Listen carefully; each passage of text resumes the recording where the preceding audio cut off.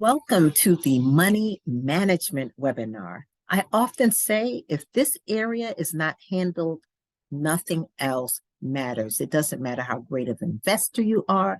It doesn't matter how much real estate you own.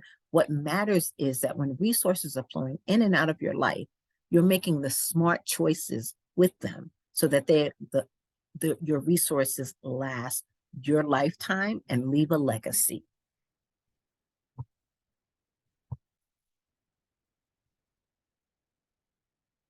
So before we begin, I want everyone to take a moment and just assess where you are in terms of how you're currently managing your money.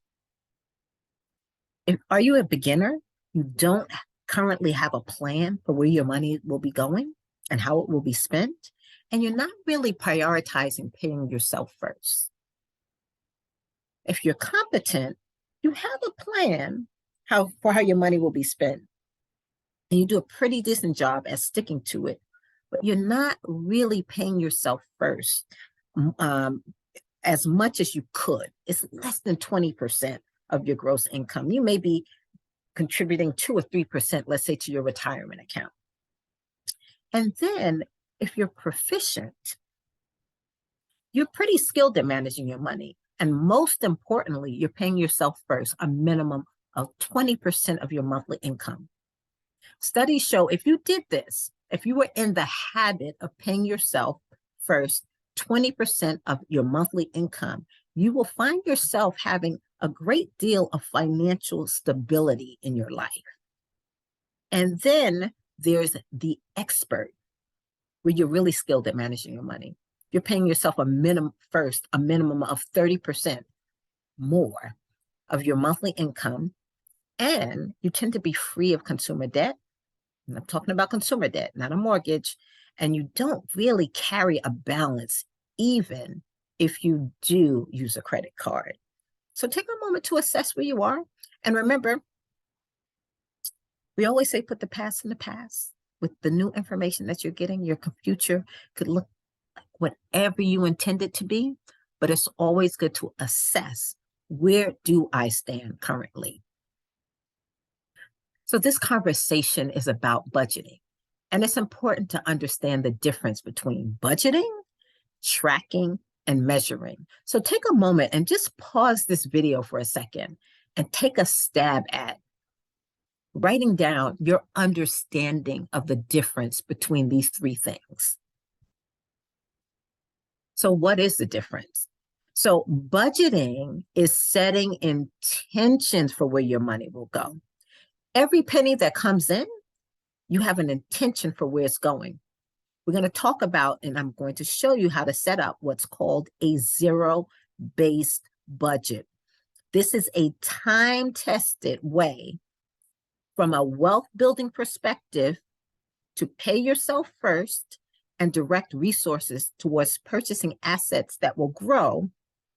And most importantly, directing resources towards the things that are really and truly most important to you, that you value the most, and to create options and opportunities for you, your family, the communities, and everything you care about. You set your intentions by creating a plan, and that plan is your zero-based budget. And you do it for a defined period of time. So again, budgeting, very often people tend to confuse budgeting with tracking. Now, tracking is the process of monitoring and keeping a record of what you're receiving in income and what you're spending. It is crucial to keeping you on a planned budget and living into the intentions of your budget, but it is not in and of itself budgeting. And then there is measuring. Measuring is a concrete way to see, am I making choices that are aligned with my budget? This is where you may go to your account and download your statements from the last 3 months and look at, am I on track? Am I sticking to the intentions that I set for myself? So this is about mastering this, mastering managing your money. Money is a tool. It's a tool. I can't say that enough. It's not an end. And if we treat it like a tool, we can have it working for us. And what will we do with this tool? I love this quote. You will either tell your money what to do, setting intentions, or very often, if we don't set intentions around it, that many of the things that are most important to us, we won't be directing our resources towards them, and it won't happen. As a matter of fact, the lack of it will always manage you. You will either tell your money what to do, which I'm going to show you, or the lack of it will always manage you. And many of you in the past may have had this experience, and you know what I mean by this. So, setting intentions for this boot camp, I would invite you to create a big game, to play a big game around setting your budget and setting intentions. So this is designed to push you beyond your growing edge so you generate outcomes in your life that surpass what you believe yourself capable of achieving. We have a lot of social conditioning as women. We have a lot of social conditioning as people of color. The combination of those two things could have us limiting what we believe we're capable of achieving. So you're going to set a goal that you declare that you will manifest by the end of a period of time that you choose. But you're going to set it up in your budget now. So let's say you want to buy a home, go on a dream vacation, pay off all credit cards in full. I'm going to focus on buying a home. You've been talking about it for some time. You have come up with all of the reasons that it's not possible. We're going to, in this budget, make it possible.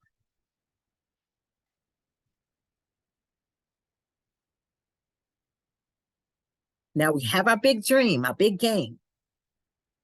We want to take excellent care of our money, so it takes excellent care of us.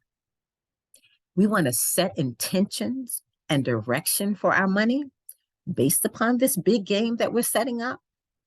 And then we want to keep our big game at the forefront. That helps us in staying on track, on task, and having the discipline, because we know something we really desire is important enough for us to stick to what we said we were going to do. And then you're going to look at, am I making the choices that will lead me to have the things that I desire most? This conversation about managing money is being real clear about where our money is going and concrete. Look at the numbers. Money loves clarity. Vagueness and avoidance will fertilize the fear. If you are in a fear-based conversation, you don't know where the money is coming from, you don't know where things are going to go, you don't know if you're going to have enough money for some things that are important to you, more than likely, you're not looking at the clear numbers and the concrete numbers. And all that will do is continue to fertilize the fear and have things grow.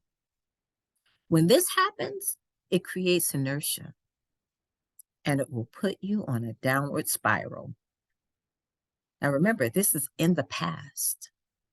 The first step in this work that we're doing around mastering money management is having clarity around our current financial position and being intentional at directing our resources and making sure that we're clear that money is a tool, and we're about to use this tool effectively to, I would say, live the life of our dreams. Yes, it's based upon your big game. It's based upon security and thriving and setting yourself up and your family and next generations. So we're going to talk now about completing our dream-based budget.